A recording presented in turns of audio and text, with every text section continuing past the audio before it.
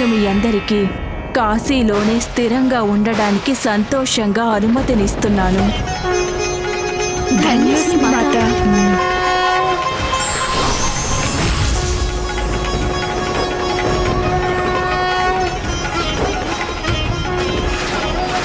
సకల యోగినులు స్థిర నివాసం ఏర్పరచుకున్న ఈ ప్రదేశం 64 యోగినుల ఘట్టం అనే పేరుతో ప్రసిద్ధి చెందుతుంది.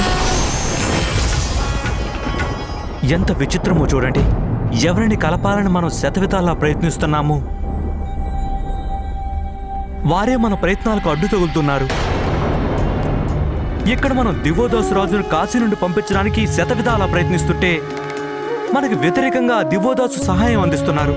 అవునన్నయ్య, ఇదే కదా ధర్మానికి ఉన్న శక్తి. అందుకే దైవం ఎన్ని కష్టాల్ని సహించినా, బాధలు భరించినా భక్తుల కోసం ఏం చేయడానికైనా సంసిద్ధంగా ఉంటారు. నాకు తెలుసు మాత, తమరు తండ్రి గారి దర్శనం కోసమే పరితపిస్తున్నారని. అయినా సరే తమరు యోగిని మాతల ద్వారా దివోదాసు రాజుకి ఎలాంటి హాని కలగనివ్వలేదు. ఫలితంగా ఒక పెద్ద ఉపద్రవాన్ని అడ్డుకున్నారు. అందుకుగాను తమరికి శతసహస్ర వందనాలమ్మా.